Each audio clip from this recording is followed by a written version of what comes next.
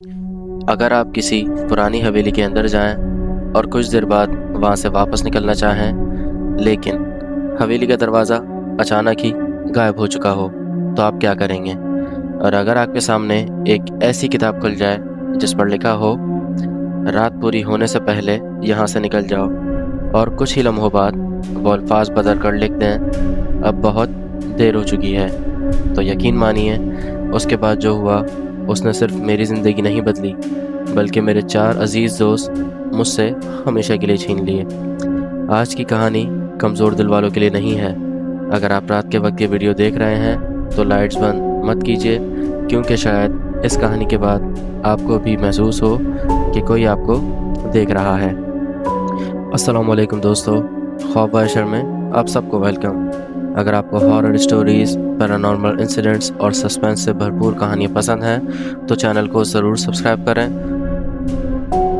اور bell icon دبا دیں تاکہ آنے والی کوئی بھی خوفناک کہانی آپ سے مس نہ ہو۔ تو لائٹس بند کر لیں، ہیڈ فونز لگا لیں اور تیار ہو جائیں دارالسیاہ حویلی کے اس سفر کے لیے جہاں سے ہر مسافر واپس نہیں آتا۔ یہ سٹوری ہمیں ہمارے ایک ویور نے شیئر کی ہے، تو چلیے شروع کرتے ہیں ان کی سٹوری۔ میرا نام ارحم ہے، اور جو واقعہ آج میں تمہیں سنانے جا رہا ہوں اسے یاد کرتے ہی آج بھی میری راتوں کی نیند اڑ جاتی ہے۔ کچھ زخم وقت کے ساتھ بھر جاتے ہیں، لیکن کچھ یادیں انسان کے دماغ پر ہمیشہ کے لیے نقش بن کر رہ جاتی ہیں۔ میرے ساتھ بھی کچھ ایسا ہی ہوا تھا۔ یہ بات تقریباً 10 سال پرانی ہے، جب میں اور میرے 4 دوست زیان، فارس، ہادی اور ریحان ایڈونچر کے دیوانے ہوا کرتے تھے۔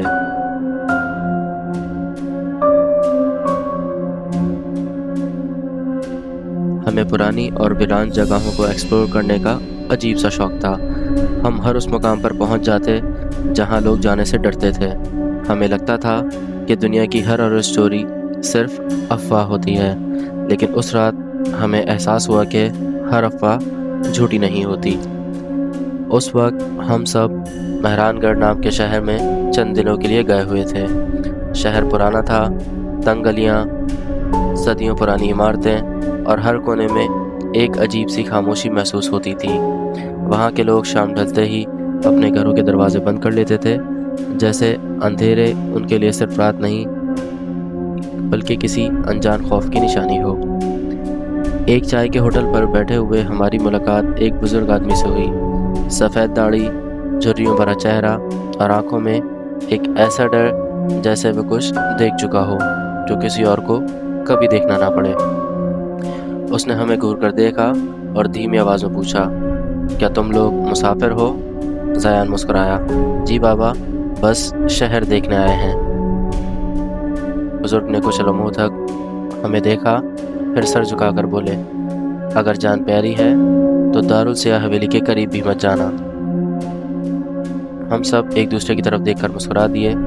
فارس نے مذاق اڑاتے ہوئے کہا، ہر پرانے شہر میں ایک ہانٹڈ حویلی تو ضرور ہی ہوتی ہے، لیکن بزرگ کے چہرے پر کوئی مسکراہٹ نہیں آئی۔ اس نے صرف اتنا کہا، وہاں جو اندر جاتا ہے ہر بار واپس نہیں آتا۔ یہ الفاظ سن کر کچھ پل کے لیے ہم سب خاموش ہو گئے۔ ہادی نے بات بدلنے کی کوشش کی، بابا، آخر اس حویلی میں ایسا کیا ہے؟ بزرگ نے اپنی چائے کا آخری گھونٹ پیا اور دھیرے سے بولے، اس حویلی نے بہت ساری روحیں نگل لی ہیں۔ کہتے ہیں کئی سال پہلے وہاں ایک امیر خاندان رہتا تھا۔ ایک ہی رات میں پورا خاندان بنا کسی نشان کے غائب ہو گیا۔ نہ لاشیں ملیں، نہ خون، بس خالی کمرے اور دیواروں پر عجیب نشان بنے ہوئے تھے۔ پھر اس نے ہماری طرف دیکھا۔ اس رات کے بعد حویلی کبھی خالی نہیں رہی، یہ کہہ کر وہ اڑ گیا۔ ہم اسے جاتے ہوئے دیکھ رہے تھے تو ریحان نے ہنستے ہوئے کہا، یار کتنی زبردست ہارر اسٹوری بنائی ہے بابا نے۔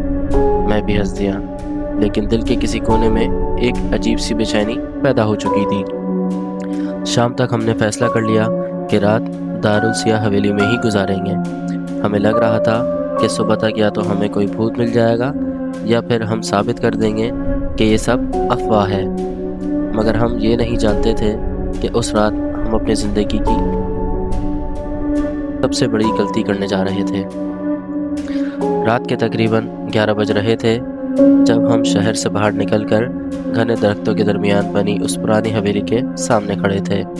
آسمان سیاہ بادلوں سے بھر چکا تھا، دور کہیں بجلی چمکتی اور کچھ ہی لمحوں بعد اتنی زور کی گرج سنائی دیتی کہ زمین تک لرز اٹھتی۔ تیز ہوا سوکھے درختوں کی شاخوں کو اس زور سے ہلا رہی تھی جیسے کوئی انجان طاقت انہیں توڑ دینا چاہتی ہو۔ بارش کی پہلی بوندیں گرنا شروع ہوئی تھیں اور ہمارے سامنے دارالسیاہ حویلی اپنی پوری دہشت کے ساتھ کھڑی تھی۔ اس کی اونچی دیواریں جگہ جگہ سے ٹوٹی ہوئی تھیں، شیشے ٹوٹ کر صرف تیز دھار والے ٹکڑوں کی صورت میں کھڑکیوں میں اٹکے ہوئے تھے۔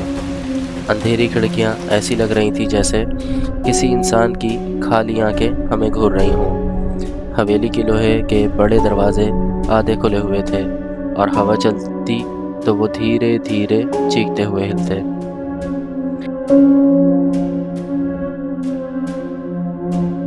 اس آواز نے میرے جسم میں عجیب سی کشمکش پیدا کر دی۔ یار، ابھی بھی ٹائم ہے، واپس چلنا ہو تو چل سکتے ہیں۔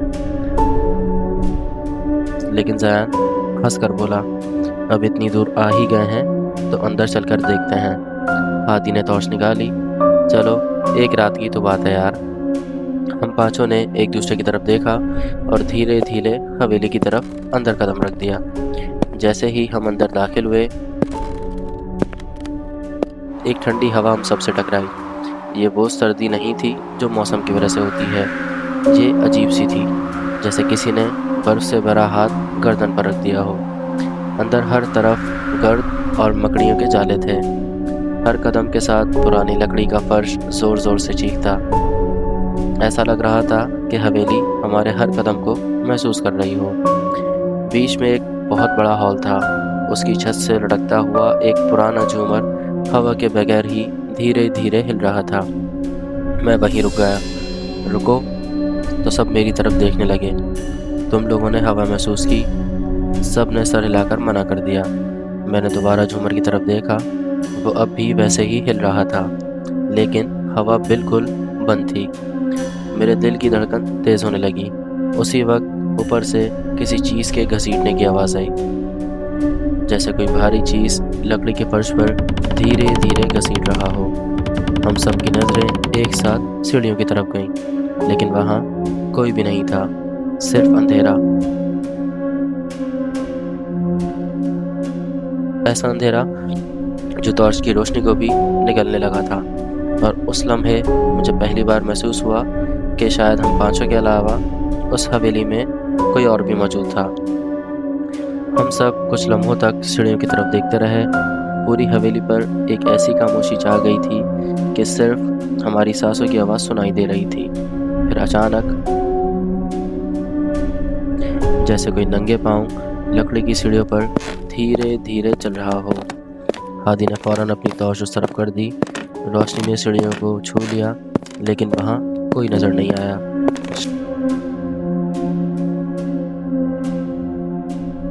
جان نے اپنی گھبراہٹ چھپاتے ہوئے کہا، شاید وہاں کوئی بلی ہوگی، لیکن اس کی آواز بتا رہی تھی کہ وہ خود بھی اپنی بات پر یقین نہیں کر رہا تھا۔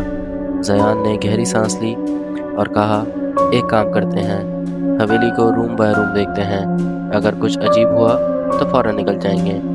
سب نے ہاں میں سر ہلا دیا۔ ہم سب سے پہلے ہال کے بائیں طرف بنے ایک بڑے کمرے میں داخل ہوئے۔ دروازہ دھکا دیتے ہی زور کی چیخ جیسی آواز کے ساتھ کھلا۔ کمرہ کسی زمانے میں لائبریری رہا ہوگا۔ ہر طرف پرانی الماریاں کھڑی تھیں، کتابوں پر اتنی گرد جمع تھی کہ ان کا اصل رنگ پہچاننا مشکل تھا۔ مکڑیوں کے جالے چھت سے لٹک رہے تھے اور کمرے کے کونے میں ایک پرانی کرسی الٹی پڑی تھی۔ ہوا بالکل بند تھی، لیکن الماری کے درمیان رکھے چند کاغذ اپنے آپ ہل رہے تھے۔ میں دھیرے دھیرے ایک الماری کے پاس گیا۔ پتہ نہیں کیوں مجھے لگ رہا تھا جیسے کوئی مجھے وہاں بلانا چاہتا ہو۔ میں نے ہاتھ بڑھایا اور سب سے پرانی کتاب کی جلد کو چھوا۔ جیسے ہی میری انگلی اس پر لگی، میرے پورے جسم میں عجیب سی سنسناہٹ پیدا ہوئی۔ میں جھٹکے سے پیچھے ہٹا۔ اسی لمحے کتاب اپنے آپ شیلف سے نکل کر زور سے زمین پر گر گئی۔ سب گھبرا کر میری طرف بھاگے اور ہم تو ٹھیک ہے؟ میں جواب دینے ہی والا تھا کہ کتاب کے صفحے ہوا کے بغیر تیزی سے الٹنے لگے اور پھر اچانک رک گئے۔ ہم پانچوں نے ٹارچ کی روشنی اس کھلے ہوئے صفحے پر ڈالی۔ صفحہ بالکل خالی تھا، سوائے ایک جملے کے۔ گہری سرخ سیاہی میں لکھا ہوا تھا، رات پوری ہونے سے پہلے یہاں سے نکل جانا۔ میرے گلے میں کچھ اٹک سا گیا۔ ریحان ہنسنے کی کوشش کرتے ہوئے بولا، کسی نے شاید مذاق کیا ہوگا، لیکن اس کی ہنسی آدھے راستے میں ہی رک گئی، کیونکہ ہم سب کی آنکھوں کے سامنے وہ الفاظ دھیرے دھیرے مٹنے لگے اور ان الفاظوں کی جگہ کچھ نئے الفاظ ابھر آئے۔ اب بہت دیر ہو چکی ہے۔ کمرے کا درجہ حرارت اچانک اور گر گیا۔ میری سانس سے دھند نکلنے لگی۔ ہادی نے گھبرا کر کہا، بس بہت ہو گیا، چلو یہاں سے۔ ہم فوراً لائبریری سے باہر نکل آئے، لیکن جیسے ہی ہال میں واپس آئے ایک عجیب بات محسوس ہوئی۔ جس دروازے سے ہم اندر آئے تھے وہ غائب تھا۔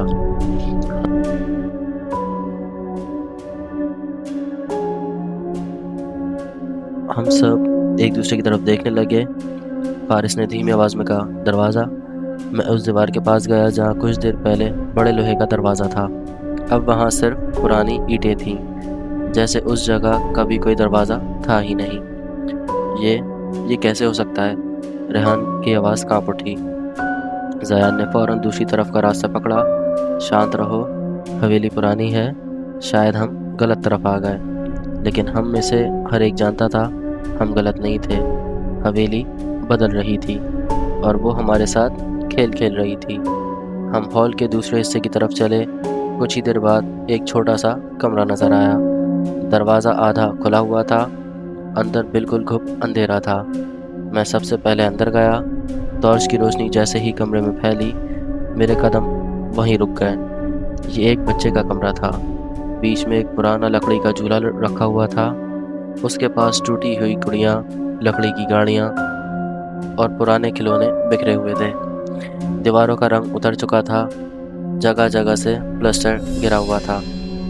کمرے میں سے پرانے دودھ اور سڑی ہوئی لکڑی کی ملی جلی بدبو آ رہی تھی۔ کیا عجیب جگہ ہے یہ؟ تبھی چیخ! جھولا اپنے آپ دھیرے دھیرے ہلنا شروع ہو گیا۔ ہم سب چپ ہو گئے، کسی نے اسے ہاتھ تک نہیں لگایا تھا۔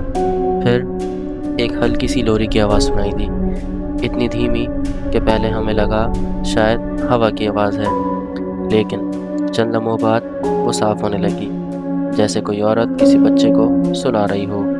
میرے ہاتھ کانپنے لگے، ٹارچ کی روشنی بھی ہلنے لگی۔ ریحان نے دھیرے سے کہا، کیا تم لوگ بھی یہی سن رہے ہو؟ کسی نے کوئی جواب نہ دیا، کیونکہ ہم سب وہی سن رہے تھے۔ اچانک لوری رک گئی اور اس کی جگہ ایک بچے کے رونے کی آواز گونج اٹھی، پہلے دھیمی، پھر اور تیز، پھر اتنی تیز کہ لگنے لگا جیسے وہ بچہ ہمارے بالکل پاس کھڑا ہو۔ فارس نے گھبرا کر کہا، یہاں سے جلدی چلو۔ ہم مڑ کر دروازے کی طرف بھاگے، لیکن دروازہ سے بند ہو گیا۔ ہادی اور زیان نے مل کر اسے کھولنے کی کوشش کی، لیکن دروازہ ہل تک نہیں رہا تھا۔ اسی دوران کمرے کے کونے میں رکھی ایک پرانی گڑیا نے اپنے سر دھیرے دھیرے ہماری طرف گھمایا۔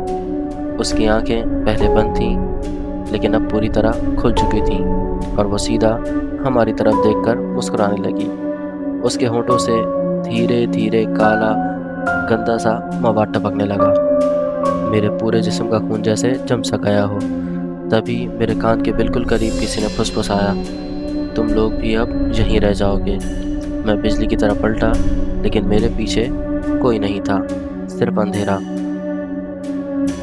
اور وہ بڑھتی ہوئی بدبو جو ہر گزرتے لمحے کے ساتھ اور تیز ہوتی جا رہی تھی۔ میں نے گھبرا کر پورے کمرے پر ٹارچ گھمائی۔ ہر طرف وہی پرانے کھلونے، ٹوٹے ہوئے فرنیچر اور دیواروں پر پھیلا ہوا اندھیرا تھا، لیکن جس آواز نے میرے کان کے بالکل قریب پھسپھسایا تھا اس کا کوئی نشان نہیں تھا۔ میں نے کپ کپاتی ہوئی آواز میں پوچھا، تم لوگوں نے سنا؟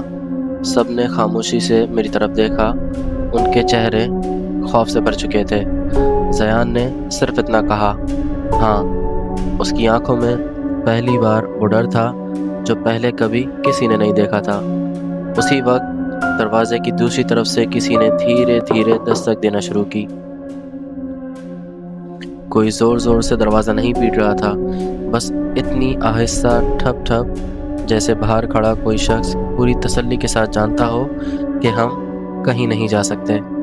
سب کی سانسیں رک سی گئیں۔ پھر ایک اور دستک، اور پھر ایک بچی کی معصوم سی آواز سنائی دی، دروازہ کھولو۔ ہم میں سے کسی نے کوئی جواب نہیں دیا۔ دوسری بار پھر آواز آئی، پلیز مجھے بہت ڈر لگ رہا ہے، دروازہ کھولو۔ ریحان نے فوراً دروازے کی طرف قدم بڑھایا۔ یار کہیں سچ میں کوئی بچی مصیبت میں نہ ہو۔ میں اس کے سامنے آ گیا۔ نہیں، دروازہ مت کھول۔ میں نے اس کا ہاتھ مضبوطی سے پکڑ لیا۔ جو بھی باہر ہے وہ شاید انسان نہیں ہے۔ میری بات ختم بھی نہیں ہوئی تھی کہ باہر سے آنے والی بچی کی آواز اچانک بدلنے لگی۔ اس کی معصومیت اچانک جیسے کہیں غائب ہو گئی۔ آواز دھیرے دھیرے بھاری ہوتی چلی گئی۔ پھر وہ کسی بہت بوڑھے آدمی کی کھردری آواز میں بدل گئی، آخر کھولنا تو پڑے گا۔ اگلا ہی لمحہ دروازے پر اتنی زور کی ٹھوکر لگی کہ پورا کمرہ لرز اٹھا۔ سب ڈر کر پیچھے ہٹ گئے۔ پھر دوسری ٹھوکر، پھر تیسری، پھر چوتھی۔ لکڑی ٹوٹنے کی آوازیں آنے لگیں۔ زیان چیخا، یہاں رکنا موت ہے۔ سب نے مل کر پوری طاقت سے دروازے کو دھکا دیا۔ اس بار وہ اچانک کھل گیا۔ ہم پانچوں بنا پیچھے دیکھے بھاگنے لگے۔ ہال وے جو کہ پہلے سے بالکل الگ تھا، جہاں پہلے صرف ایک سیدھا راستہ تھا، اب وہاں لمبی ٹیڑھی میڑھی گیلری بنی ہوئی تھی۔ دیواروں پر پرانی تصویریں لٹکی ہوئی تھیں۔ ان تصویروں میں عجیب چہرے بنے ہوئے تھے۔ جیسے ہی ہم ان کے پاس سے گزرے، مجھے محسوس ہوا ان کی آنکھیں ہمارے ساتھ ساتھ گھوم رہی ہیں۔ میں رک گیا۔ ٹارچ کی روشنی ایک پینٹنگ پر ڈالی۔ اس میں 5 لوگ کھڑے تھے۔ میں حیران رہ گیا کیونکہ وہ 5 لوگ ہم ہی تھے، میں، زیان، فارس، ہادی اور ریحان۔ لیکن تصویر میں ہم سب کے چہرے سفید پڑ چکے تھے، آنکھیں بالکل خالی تھیں، اور ہمارے پیچھے ایک بہت لمبا سایہ کھڑا تھا۔ اس کا چہرہ نظر نہیں آ رہا تھا، صرف 2 چمکتی ہوئی سفید آنکھیں اندھیرے میں جل رہی تھیں۔ میرے ہاتھ سے ٹارچ گر گئی۔ ہادی چیخا، ارحم۔ ہادی کی چیخ سن کر میں ہوش میں آیا۔ جب دوبارہ تصویر کی طرف دیکھا، وہاں صرف ایک خالی فریم لٹک رہا تھا، جیسے اس میں کبھی کوئی تصویر لگی ہی نہ ہو۔ ہم پھر بھاگنے لگے، لیکن جتنا بھاگتے گیلری اتنی لمبی ہوتی جا رہی تھی۔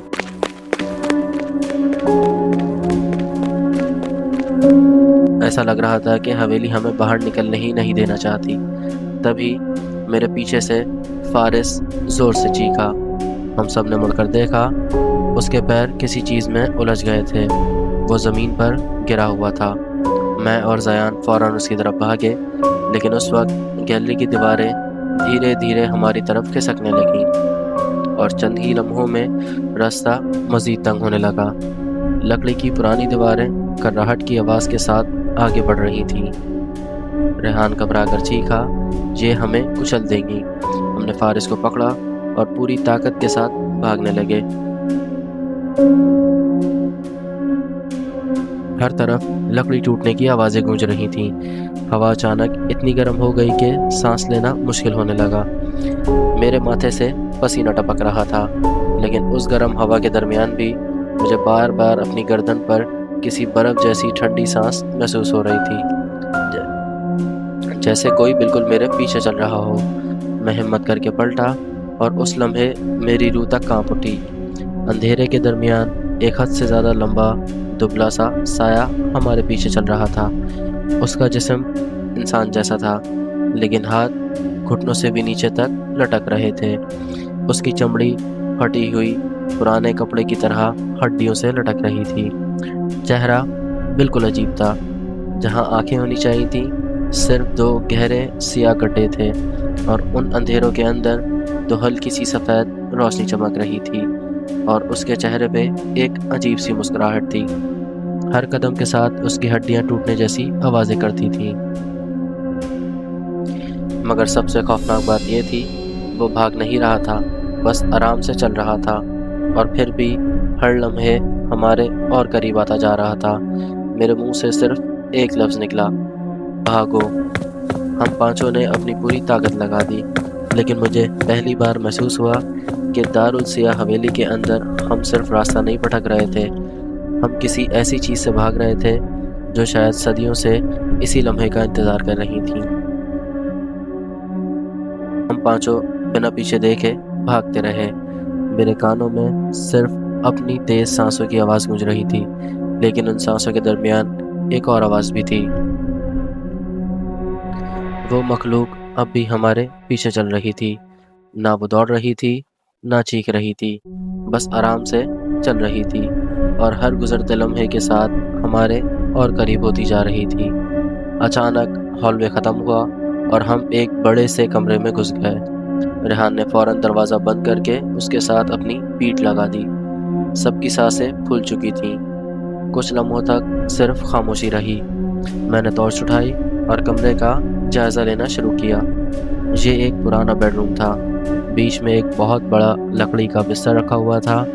उस पर सफ़ेद चादर पड़ी थी, जो जगह जगह से पुराने स्याह और भूरे दाग से भरी हुई थी। दीवारों का प्लास्टर उतर चुका था। छत से पानी के कतरे टपक रहे थे। कमरे की हवा में सड़ी हुई लकड़ी और किसी पुरानी लाश जैसी बदबू घुली हुई थी। तभी मेरी नज़र बिस्तर पर पड़ी। चादर के नीचे कोई लेटा हुआ था। मैं गौर से देखने लगा कि अचानक चादर के नीचे से किसी ने धीरे से हरकत की। मेरे हाथ से टॉर्च लगभग गिर सी गई। मैं धीमी आवाज़ में कहा, उधर देखो। सबकी नज़रें उसी तरफ गईं। अगले ही लम्हे चादर धीरे धीरे नीचे सरकने लगी। उसके नीचे एक औरत लेटी हुई थी। उसका चेहरा हद से ज़्यादा पीला था, आंखें अंदर धंसी हुई थी, होठों पर खून सूख कर काला पड़ चुका था। उसके बाल पूरे बिस्तर पर बिखरे हुए थे। वो धीरे धीरे उठकर बैठ गई। उसकी गर्दन एक अजीब से झटके से टेढ़ी हुई, जैसे उसकी हड्डियां टूट चुकी हों। फिर उसने अपना लरसता हुआ हाथ हमारी तरफ बढ़ाया। उसकी उंगलियां हद से ज़्यादा लंबी और नाखून बिल्कुल सियाह थे। उसके होंठों से सिर्फ इतने अल्फाज निकले, बचा लो।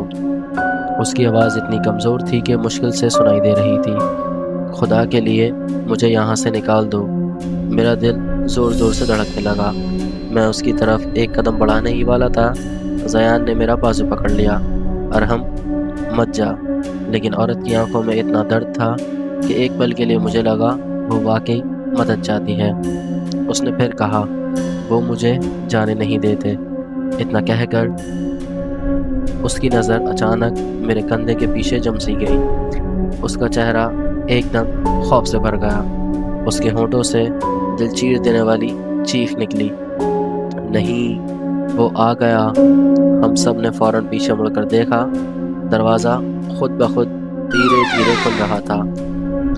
बाहर सिर्फ अंधेरा था, लेकिन उस अंधेरे के दरमियान दो सफ़ेद चमकती हुई आंखें नज़र आ रही थीं। फिर वो मखलूक धीरे धीरे कमरे के अंदर दाखिल हुई। इस बार वो पहले से भी ज़्यादा करीब थी। उसका कद तकरीबन छत को छू रहा था। चमड़ी फटी हुई पुराने कपड़े की तरह लटक रही थी।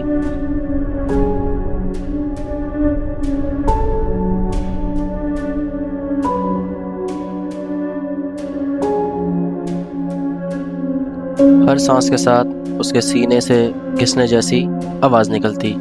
उसके लंबे हाथ ज़मीन को छू रहे थे, और उसकी वो गैर फितरी मुस्कुराहट आज भी मेरे ख्वाबों में अक्सर आ जाती है। किसी की हिम्मत नहीं हो रही थी कि हिल भी सके। अचानक फारिस ज़ोर से चीखा, भागो भागो। जैसे ही हम उस मखलूक के पास से गुजरते हुए निकले, उसने अपना लंबा हाथ हमारी तरफ बढ़ाया। उसकी उंगलियां मेरी जैकेट की पिछली तरफ से बस चंद इंच दूर रुक गईं। उसकी उंगलियों से निकलती सर्दी आज भी मुझे महसूस होती है। हम सीढ़ियों की तरफ दौड़े। पूरे घर में अजीब चीखें गूंज रही थीं।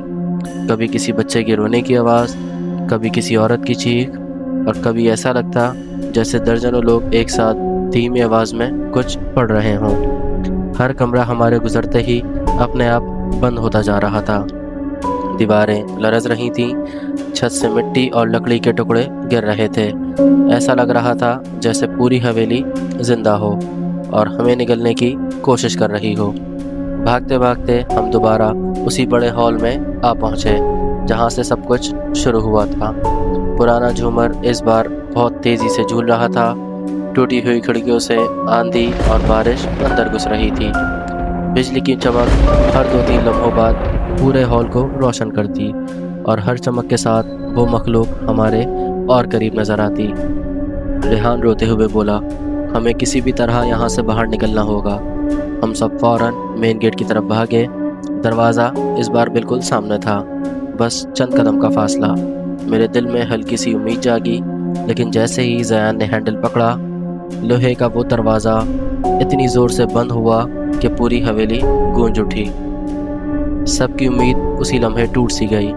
ہم دھیرے دھیرے پیچھے ہٹنے لگے اور پھر وہ مخلوق ہمارے سامنے آ کر کھڑی ہو گئی۔ اس بار اس کی آنکھیں پہلے سے زیادہ روشن تھیں۔ اس کے آس پاس کا اندھیرا بھی جیسے اس کے جسم کا حصہ بن چکا تھا۔ اس نے اپنا لمبا ہاتھ ہماری طرف بڑھایا۔ اس کی انگلیاں ہوا کو چیرتی ہوئی ہمارے قریب آ رہی تھیں۔ ہم پانچوں ایک دوسرے کے بالکل قریب کھڑے ہو گئے۔ کسی کے منہ سے ایک لفظ تک نہیں نکل رہا تھا۔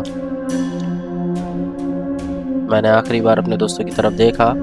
سب کے چہروں پر صرف ایک ہی احساس تھا، بے انتہا خوف۔ پھر اس مخلوق کی انگلیاں ہمارے چہروں سے بس چند انچ دور رہ گئیں۔ ایک برف جیسی سردی نے پورے جسم کو اپنی گرفت میں لے لیا۔ میری آنکھوں کے سامنے سب کچھ دھندلا ہونے لگا۔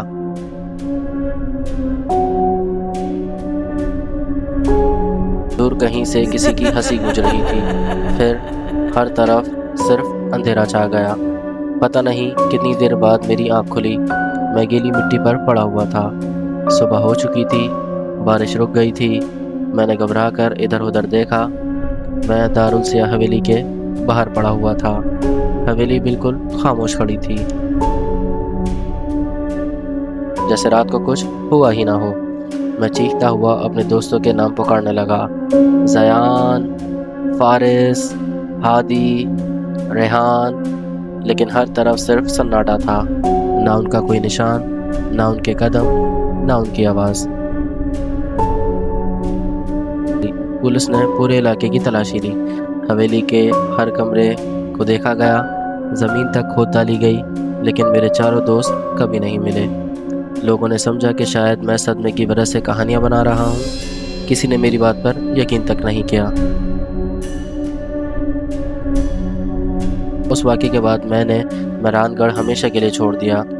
میں نے کبھی دوبارہ دارالسیاہ حویلی کا رخ تک نہیں کیا، لیکن کچھ راتوں میں جب تیز بارش ہوتی ہے اور ہوا پرانے درختوں کو ہلا رہی ہوتی ہے، مجھے اب بھی وہی آوازیں سنائی دیتی ہے، جیسے کوئی دھیرے دھیرے میری طرف چل رہا ہو۔ کبھی کبھی نیند سے گھبرا کر اٹھ جاتا ہوں تو محسوس ہوتا ہے کہ کمرے کے اندر کونے میں کوئی خاموشی سے کھڑا مجھے دیکھ رہا ہے، اور تب مجھے وہ بزرگ یاد آتے ہیں جنہوں نے ہمیں صرف ایک بات کہی تھی، دارالسیاہ حویلی کسی کو بلاتی نہیں، وہ اپنا شکار خود چنتی ہے۔ اور شاید اس رات میں بچ کر نہیں نکلا تھا، شاید اس حویلی نے مجھے صرف اس لیے زندہ چھوڑا تاکہ میں اس کی کہانی دنیا کو سناؤں، اور کسی دن کوئی اور میری طرح اس حویلی کا دروازہ کھول دے۔ اگر آپ اس کہانی کی جگہ ہوتے تو کیا آپ اس حویلی کا دروازہ کھولتے، یا بزرگ کی بات مان کر کبھی اس طرف نہ جاتے؟ اپنا جواب کمنٹس میں ضرور بتائیں۔ اور اگر آپ کے ساتھ بھی کوئی عجیب واقعہ، پیرانارمل ایکٹیویٹی یا خوفناک حقیقت، خوفناک واقعہ پیش آیا ہو تو آپ اپنی کہانی ہمیں ای میل یا واٹس ایپ کے ذریعے بھیج سکتے ہیں۔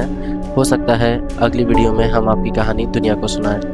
ویڈیو پسند آئی ہو تو لائک کریں، شیئر کریں اور سبسکرائب کریں۔ خوف باعثر میں ملوں گا آپ سے ایک اور نئی خوفناک کہانی کے ساتھ۔ تب تک اپنا اور اپنی فیملی کا خیال رکھیں اور دیکھتے رہیں خوف باعثر۔ رات کو اگر کسی سنسان جگہ سے آواز آئے تو مڑ کر دیکھنے کی غلطی مت کریں۔ اپنا خیال رکھیں۔ اللہ حافظ۔